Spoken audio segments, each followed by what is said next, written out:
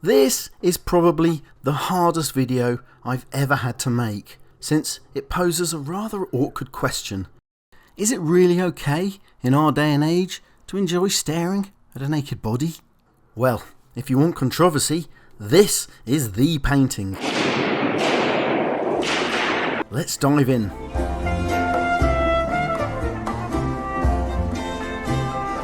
Paintings are fascinating sources of story, meaning and beauty, but I'm always amazed how much more enjoyable they are when we know more about them.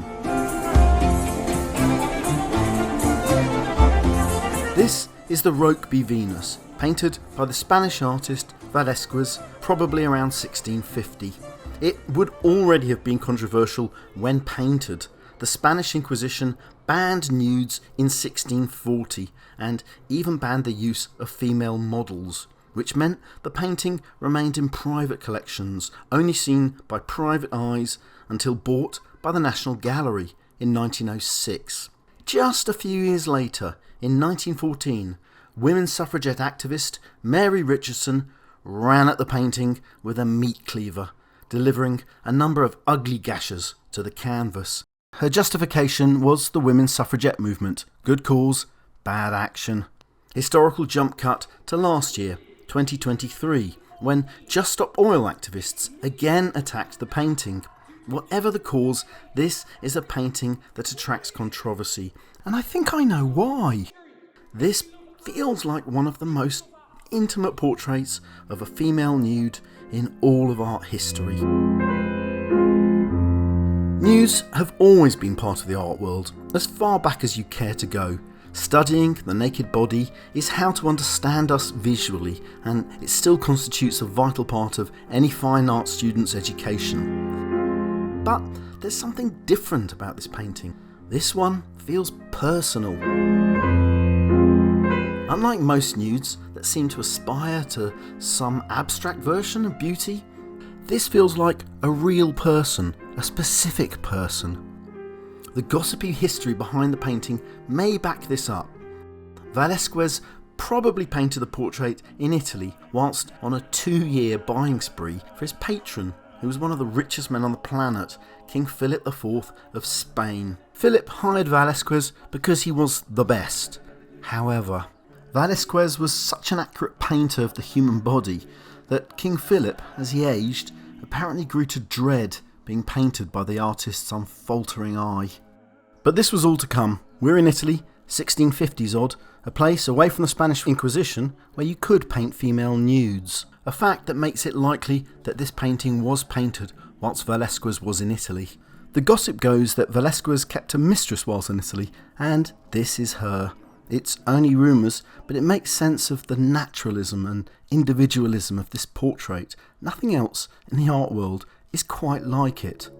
That cusp under the knee, the curve around the left shoulder, that indent under the right shoulder, her arm muscles. These are beautiful details that tell us this is somebody real muscles working naturally, not just some idealised version of beauty, and that, I think, is what makes the painting feel so dangerous for some. It feels so real and natural, and yet she has a glow across her body that melts into the paint surrounding it. Everything looks so realistic, but when you look up close, it isn't. It feels liquid and alive, yet there is so little sign of brushwork. The only part of the frame that doesn't quite work for me is the face, the smudgy face. I could have done with more definition here. It would have made more of the conceit of the painted frame, the painting within the painting. Plus, more definition in the face would mean you're staring at more than just a body. Even so, this body is something to behold. Which brings us to a really tricky question. Am I responding to great art, or is something more carnal involved? Is this appreciation or lust? We are, after all, genetically wired to respond to beautiful bodies, and that's women as well as men. And I could go further. Sexuality itself is quite possibly the entire cause and reason for art in the first place. Look at nature, where elaborate displays usually form part of the courting process. Who knows, perhaps the same thing occasionally happens with college bands. However, we are more than mere animals. We are, or at least we should aspire to be, civilised. We have learnt to separate the beauty from the merely sexual. That's what civilization means, repressing our more base animal instincts, even channeling them towards more constructive endeavours, not destructive ones. Destroying art and culture is usually a sign that your society is heading the wrong way. It's such a sad irony that one of the most creatively beautiful representations of a human has attracted such destructive forces. What a terrible denial of the human spirit to look at something so beautiful and think to harm it. All of which brings me back to the original suffragette that attacked the painting, Mary Richardson.